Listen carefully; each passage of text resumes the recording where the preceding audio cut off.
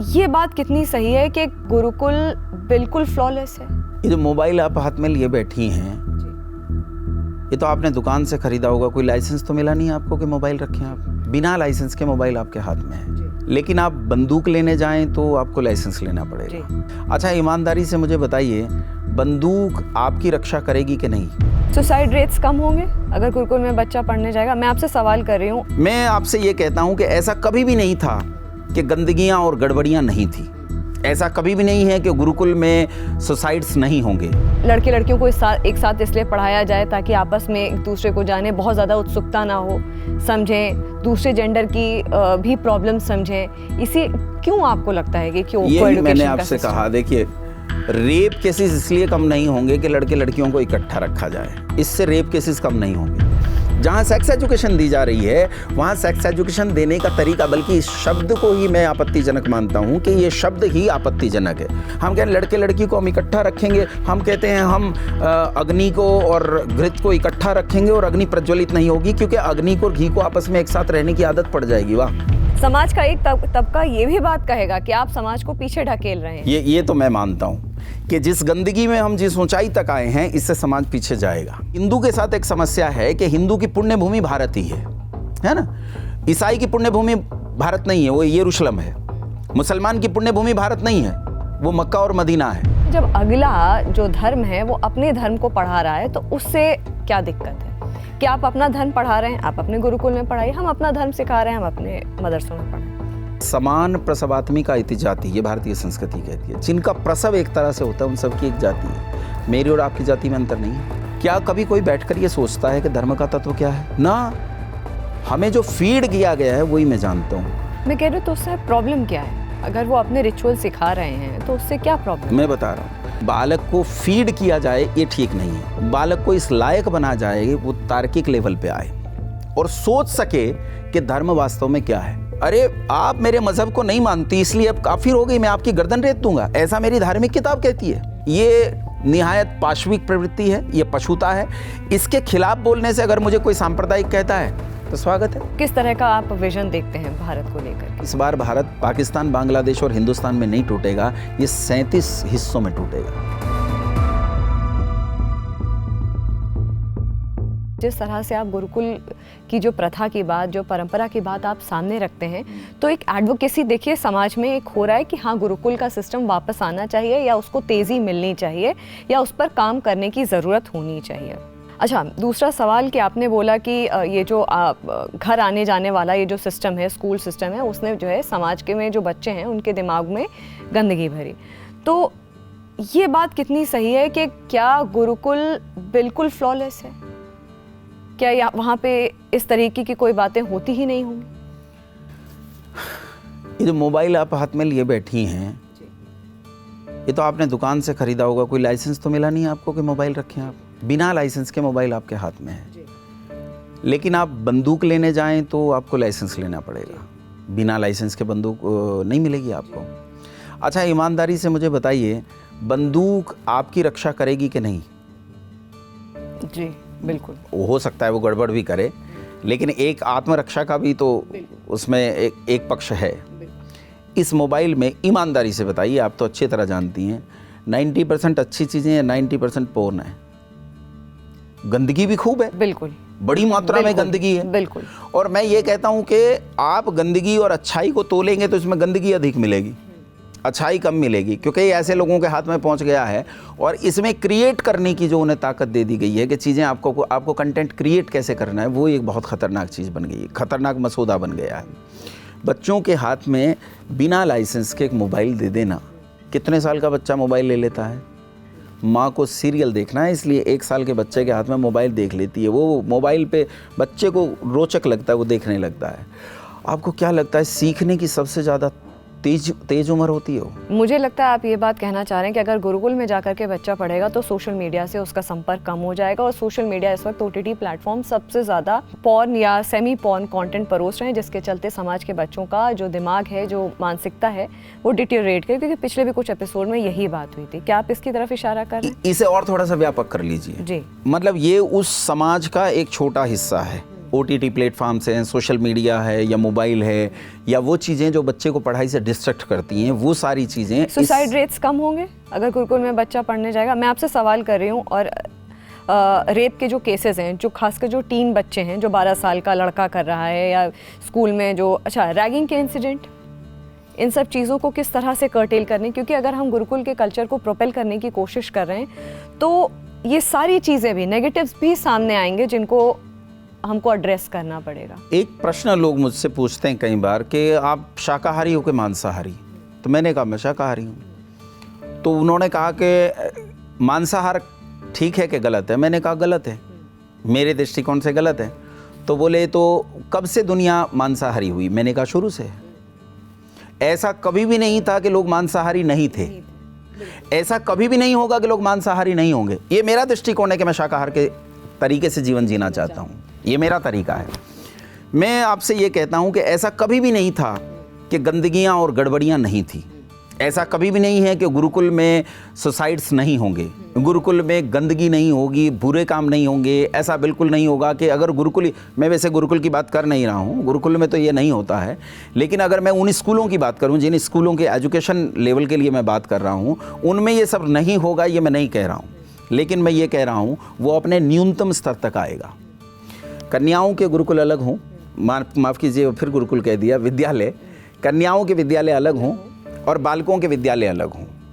तो फिर ये को एजुकेशन सिस्टम आपको लगता है, क्यों लगता है कि क्यों इसको को एजुकेशन का कॉन्सेप्ट शुरू हुआ कि लड़के लड़कियों को एक साथ पढ़ाया जाए, ताकि ये जो एक जैसे कहते हैं एक उत्सुकता रहती है। जैसे जापान में भी बहुत सारी ऐसी चीज़ें सामने आई कि भाई लड़के लड़की एक साथ रहते हैं ताकि उनके रेप के केसेस कम हो। लड़के लड़कियों को एक साथ इसलिए पढ़ाया जाए ताकि आपस में एक दूसरे को जाने, बहुत ज़्यादा उत्सुकता ना हो, समझें, दूसरे जेंडर की भी प्रॉब्लम समझें। इसी क्यों आपको लगता है कि क्यों? यही मैंने आपसे कहा, देखिए रेप केसेस इसलिए कम नहीं होंगे कि लड़के लड़कियों को इकट्ठा रखा जाए, इससे रेप केसेस कम नहीं होंगे। रेप केसेस इस चीज़ से कम होंगे कि आप बालकों को शिक्षित करें। तो स्कूल में भी शिक्षा तो चली रही है। शिक्षा का आयाम बता रहा हूँ, शिक्षा मुझे बच्चे को पढ़ानी है। जो वर्तमान आयाम है उससे जिस शब्द से प्रकट किया जा रहा है सेक्स एजुकेशन, बच्चे को क्या देंगे हम? Sex education. अच्छा, एक दूसरा तरीका है इसी एजुकेशन को देने का, ब्रह्मचर्य की शिक्षा। बात तो एक ही है, दोनों में सब एक ही चीज़ पढ़ाई जा रही है। ब्रह्मचर्य में बताया जा रहा है आदमी को वीर्य निग्रही बनना चाहिए। तुम्हें वीर्य निग्रही कैसे बनना है? कन्या को कैसे अपना बचाव करना है कि मेरा चरित्र खराब ना हो, मेरा आचरण खराब ना हो। बालक को अपने आचरण, अपने चरित्र को कैसे बचाना है? बालक को अपने मानस के चरित्र को कैसे बचाना है? बच्चे को केवल न अपने शरीर के चरित्र को बचाना है, अपितु अपने मानस के चरित्र को कैसे बचाना है। जहाँ सेक्स एजुकेशन दी जा रही है वहाँ सेक्स एजुकेशन देने का तरीका, बल्कि इस शब्द को ही मैं आपत्तिजनक मानता हूँ कि ये शब्द ही आपत्तिजनक है।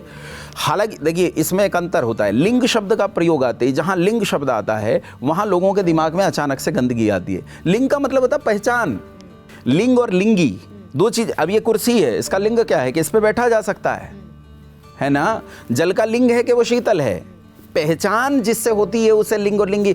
यहाँ सेक्स का, लेकिन आज सेक्स जिस नाम से जाना जाता है या सेक्स को लोग जिस तरह से जानते हैं या जिस तरह से उसे समझा जाता है वो अच्छाई में तो नहीं है, ये तो आप भी मानती हैं। अच्छाई में तो नहीं माना जाता है उसे। तो जहाँ हम कह रहे हैं हम बच्चों को सेक्स एजुकेशन देंगे, सेक्स एजुकेशन में क्या देंगे? हम बच्चों को सिखाएंगे कि जब लड़की 15 साल की हो जाए तो बेटा तुझे कॉन्ट्रासेप्टिव पिल रखना है जेब में, है ना। बच्चों को सिखाना है कि कॉन्डोम का यूज़ कितना ज़रूरी है। आप क्या समझती हैं इससे रेप रुकेगा? रेप रुकेगा बच्चे को ये बताने से कि तेरे मानस का आचरण, चरित्र की ऊंचाई क्या होनी चाहिए। हम बालक को सिखाना क्या चाहते हैं? श्री कृष्ण जी का उदाहरण लीजिए, माँ रुक्मिणी के साथ विवाह हुआ। अब स्तर देखिएगा, दोनों के ब्रह्मचर्य की शिक्षा का स्तर देखिएगा। माँ रुक्मिणी श्री कृष्ण जी से आकर कहती है कि विवाह तो हो गया, संतान भी तो करनी है। श्री कृष्ण जी, संतान तो होगी जब विवाह हुआ है। कैसे नहीं संतान चाहती? संतान ऐसी चाहती हूँ जो श्री कृष्ण से ऊपर की हो। मैं नहीं चाहती मेरी सास कल मेरे सामने सीना उठा के कहे कि तेरे पुत्र से ज़्यादा योग्य मेरा पुत्र है। मैं चाहती हूँ उसके पुत्र से ज़्यादा योग्य मेरा पुत्र हो, श्री कृष्ण से ज़्यादा योग्य पुत्र हो मेरा। तब श्री कृष्ण जी और माँ रुक्मिणी किसी चिकित्सक विद्वान के पास गए और उन्होंने कहा 12 साल तक ब्रह्मचर्य का पालन करो। 12 साल तक ब्रह्मचर्य का पालन करके प्रद्युम्न पैदा किया। और इतिहासकार लिखते हैं कि प्रद्युम्न जब युद्ध के लिए चलता था तो श्री कृष्ण छाया जैसे दिखते थे। इतना महान पुत्र पैदा किया। दोनों चीज़ों में अंतर है कि आपका दृष्टिकोण क्या है देने का। वही आतंकवादी और सैनिक वाली बात है। आप आतंकवादी में और सैनिक में बस इतना ही अंतर है ना कि क्या करना है क्या नहीं करना। एक बालक ये कहता है मैं वीर्य निग्रही बनूंगा, एक बालक कहता है कि मैं इस बात का ध्यान रखूंगा कि गर्भधारण न हो। इसमें बुराई कहाँ जा रही है, समाज कहाँ खराब हो रहा है।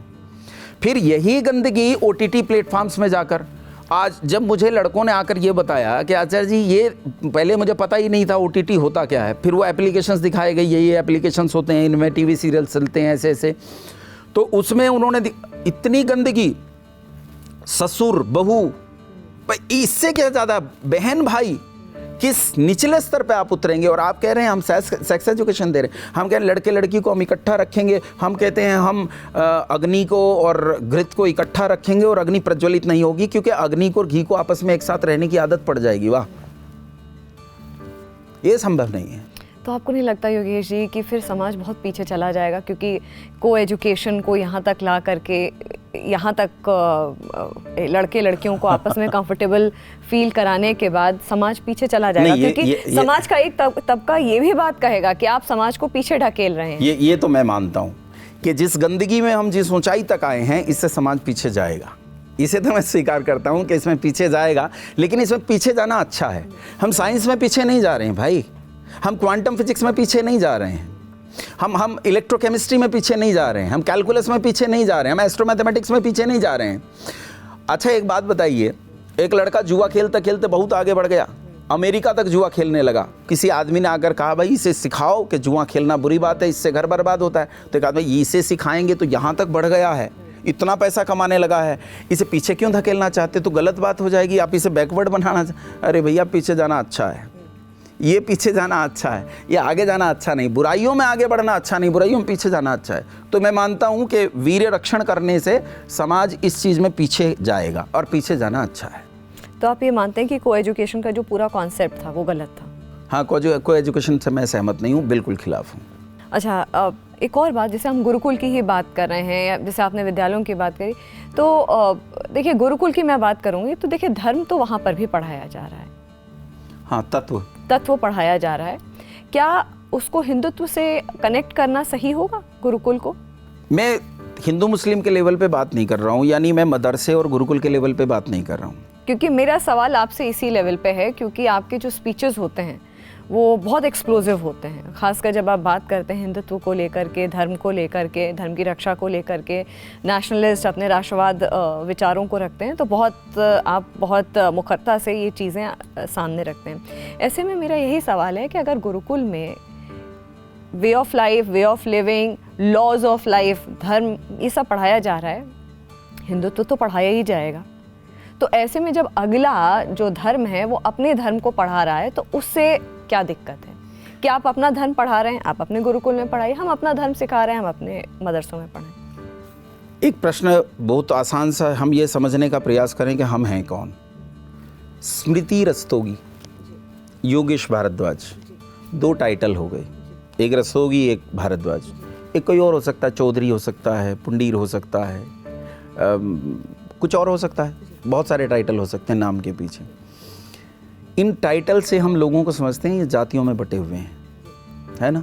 लेकिन असल बात क्या है, समान प्रसवात्मिका इति जाति, ये भारतीय संस्कृति कहती है। जिनका प्रसव एक तरह से होता है उन सबकी एक जाति है। मेरी और आपकी जाति में अंतर नहीं है, अपन दोनों एक ही जाति से हैं, दोनों मनुष्य हैं। हाँ, थोड़ा अंतर है पहचान के लक्षणों में, जहाँ न्याय दर्शनकार कहता है आकृति जाति लिंग आख्या, तो पहचान के लक्षणों में अंतर है। मेरी मूछ दाढ़ी आपकी नहीं आती है, ये अंतर है, क्योंकि आप स्त्री हैं। तो एक जाति के अंतर्गत दो उपजाति होगी, एक स्त्री उपजाति, एक पुरुष उपजाति। तो संसार में जब जाति एक है, प्रकृति एक है, तो धर्म कितने होंगे? धर्म तो एक ही होना चाहिए। तो ये जो अलग अलग लोगों ने बनाए हैं, ये अपनी स्वार्थों की पूर्ति के लिए अलग अलग कटघरे बना लिए हैं, जिसमें उन्होंने अपने अपने लोगों को अलग अलग कटघरों में रख लिया गया है। क्या कभी कोई बैठकर ये सोचता है कि धर्म का तत्व क्या है? ना, हमें जो फीड किया गया है वही मैं जानता हूँ। मैं हिंदू घर में पैदा हुआ, मुझे हिंदू तो फीड किया गया, मैं वही जानता हूँ। एक मुस्लिम लड़के को मुस्लिम धर्म फीड किया गया, वो वही जानता है। लेकिन अगर वो सच में जानना चाहे कि धर्म क्या है, मनुष्य का धर्म क्या है, मनुष्य को क्या करना चाहिए, क्या नहीं करना चाहिए, तो इंग्लैंड का मनुष्य, अफ्रीका का मनुष्य, ईरान इराक का मनुष्य, पाकिस्तान का मनुष्य और भारत का मनुष्य, सबका जल के साथ एक ही संबंध होगा। सबका अग्नि के साथ और वायु के साथ एक ही संबंध होगा।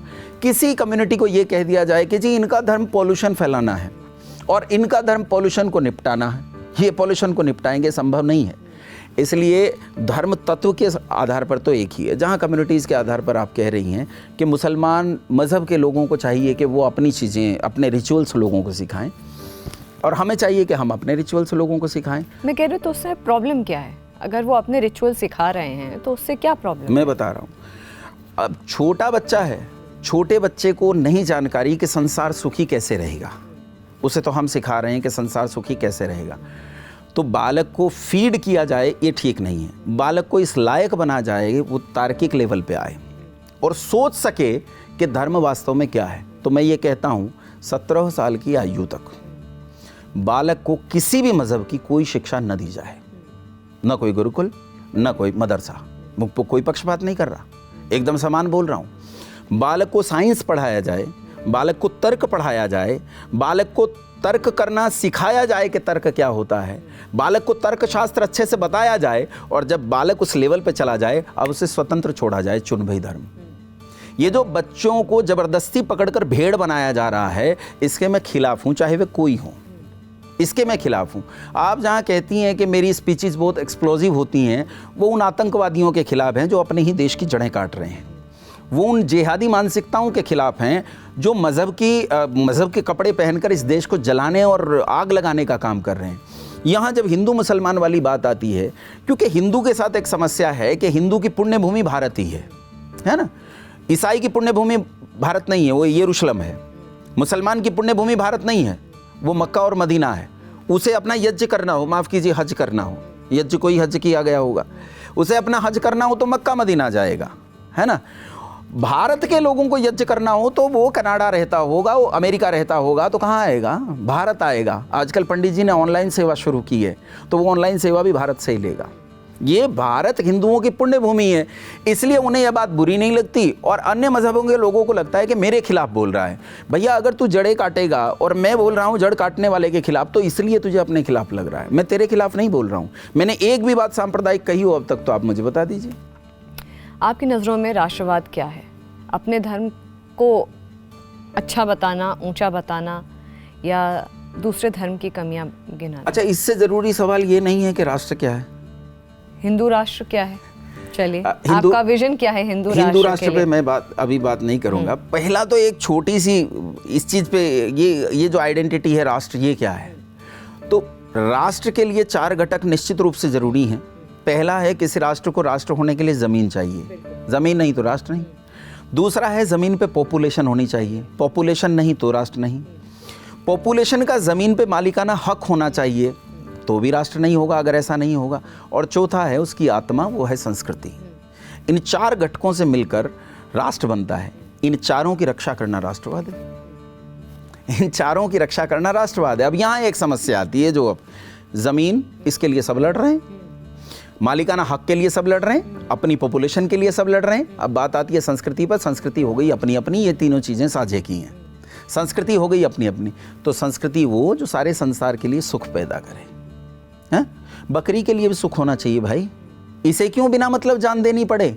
गाय के लिए भी सुख होना चाहिए भाई, इसे क्यों बेमतलब जान देनी पड़े। सूअर के लिए भी सुख होना चाहिए, इसे क्यों बेमतलब जान देनी पड़े। हैं? अरे आप मेरे मजहब को नहीं मानती इसलिए अब काफिर हो गई, मैं आपकी गर्दन रेत दूंगा, ऐसा मेरी धार्मिक किताब कहती है। ऐसा मेरी धार्मिक किताब कहती है कि जब मेरा धार्मिक महीना खत्म हो जाए तो मैं छिप के बैठ जाऊं घात में और काफिरों मुशरिकों को जहां पाऊं वहां कत्ल कर दूं। मैं इसे संस्कृति नहीं मानता। मैं संस्कृति उसे मानता हूं जो सर्वे भवन्तु सुखिनः की भावना रखती है, जो वसुधैव कुटुंबकम की भावना रखती है। एक हुए स्वामी दयानंद सरस्वती, आपने नाम सुना होगा।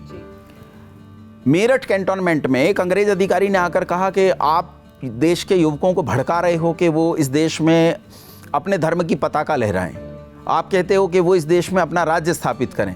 तो स्वामी दयानंद सरस्वती ने कहा कि आपको किसी ने गलत सूचना दी है। मैं तो इस देश के युवकों को समझाता हूँ कि तुम्हारी पताका इंग्लैंड तक होनी चाहिए ताकि सुख वहाँ भी हो, अमेरिका तक होनी चाहिए तो ताकि सुख वहाँ भी हो, और संसार में अगर कहीं भी दुख है तुम्हारे कारण से, क्योंकि तुम सुख लेकर वहाँ पहुँचे नहीं। सुख लेकर पहुँचना तुम्हारी जिम्मेदारी थी, तुम सुख लेकर वहाँ पहुँचे नहीं, इसलिए वहाँ दुख है। मुख्य बात यह है। इसलिए सांस्कृतिक मूल्य उन्हें ही माना जाए जो सारे संसार के लिए एक साथ सुख देते हों। मैं मेरी कम्युनिटी के लिए सुख पैदा करूंगा और आपको मार डालूंगा क्योंकि आप मेरी बात नहीं मानते हैं, ये निहायत पाशविक प्रवृत्ति है, ये पशुता है। इसके खिलाफ बोलने से अगर मुझे कोई सांप्रदायिक कहता है तो स्वागत है।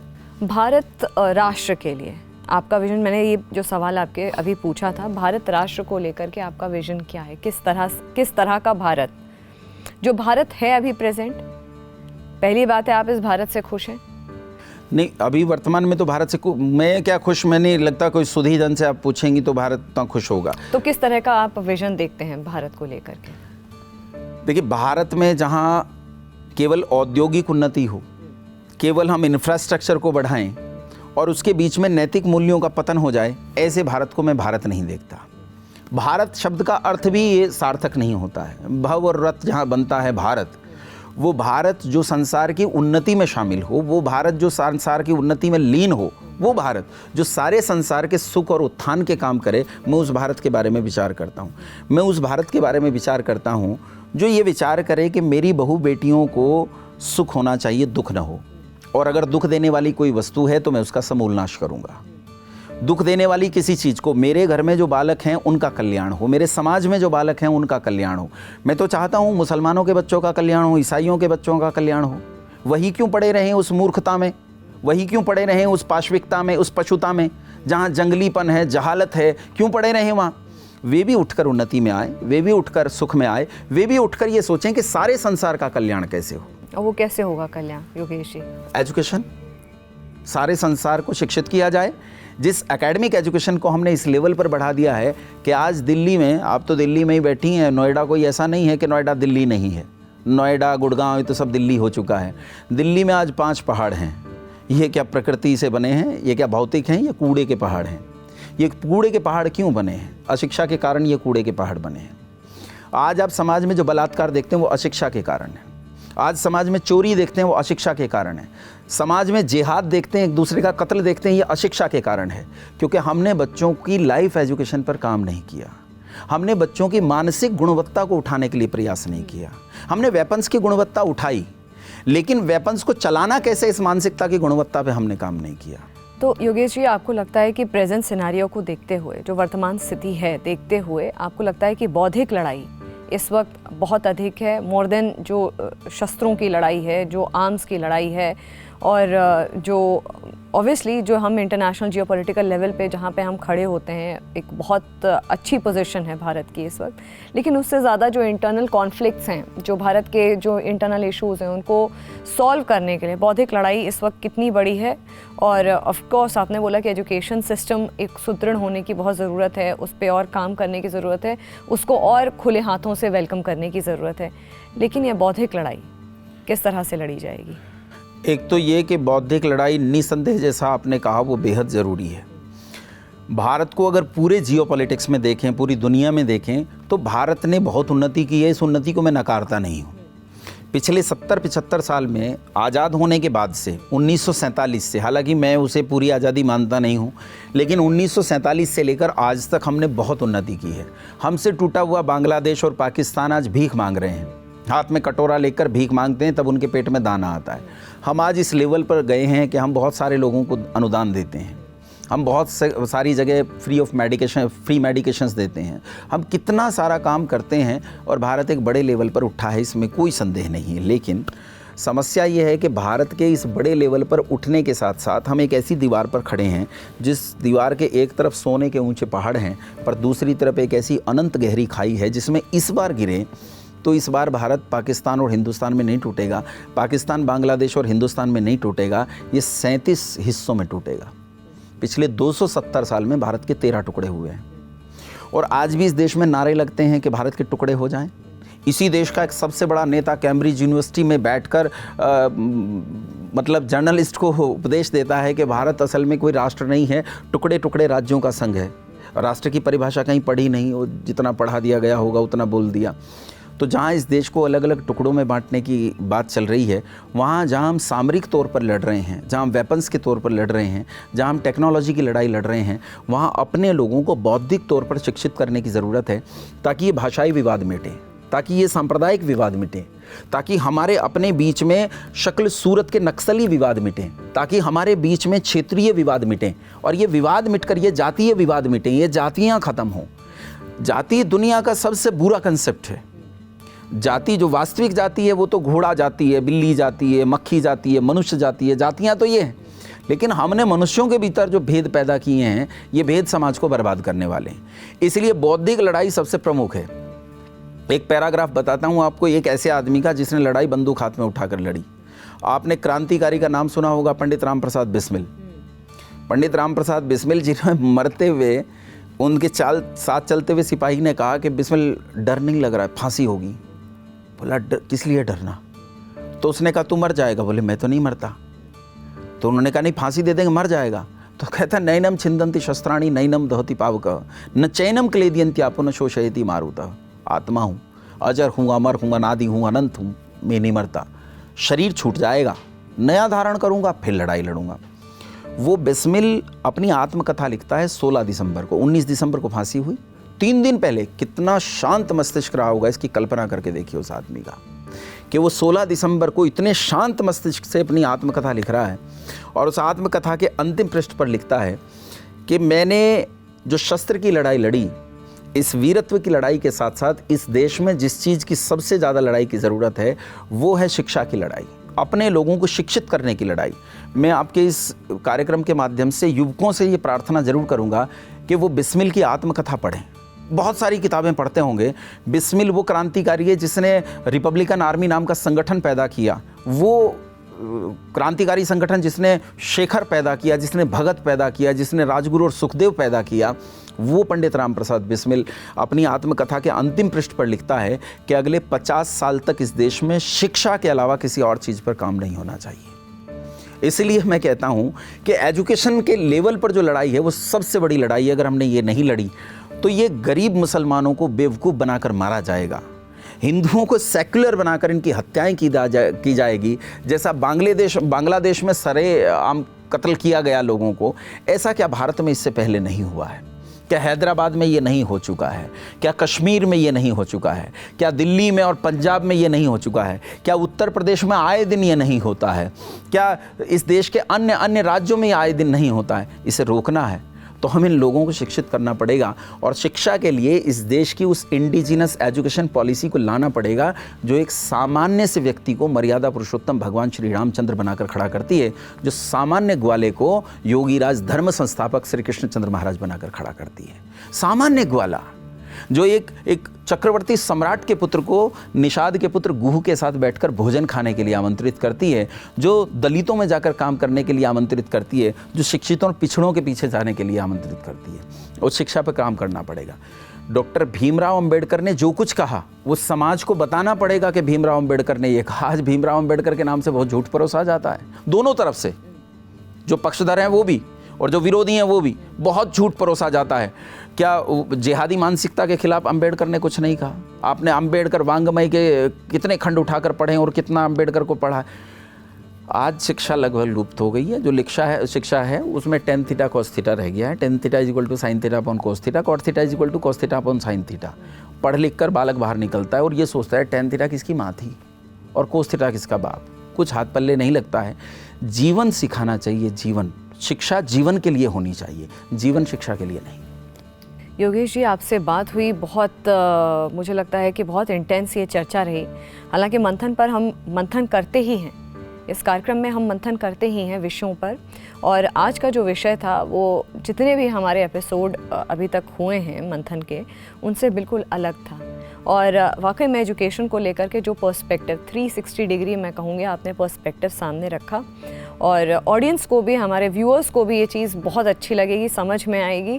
और इस उम्मीद के साथ कि आगे की भी हम ये चर्चा करेंगे, अगले कुछ एपिसोड में फिर से आपको आमंत्रित करेंगे और फिर से इस विषय पर हम आगे बात करेंगे। तब तक मैं इस चीज़ की उम्मीद करती हूँ कि कुछ नए चेंजेस आएँ या कुछ नई चीज़ें इंट्रोड्यूस हों जिनको लेकर के भी हम और चर्चा कर सकते हैं। आपका बहुत बहुत धन्यवाद। बहुत धन्यवाद स्मृति जी, और एक धन्यवाद आपका भी करना चाहूँगा कि जैसे कई लोग तैयारी करके आते हैं, आपने यही तत्काल जो प्रश्न पूछे वो बहुत पहने थे। इसलिए उत्तर इतने स्पष्ट आ सके। बहुत धन्यवाद आप। बहुत बहुत धन्यवाद योगेश जी आपका। फिलहाल जागरण मंथन में इतना ही।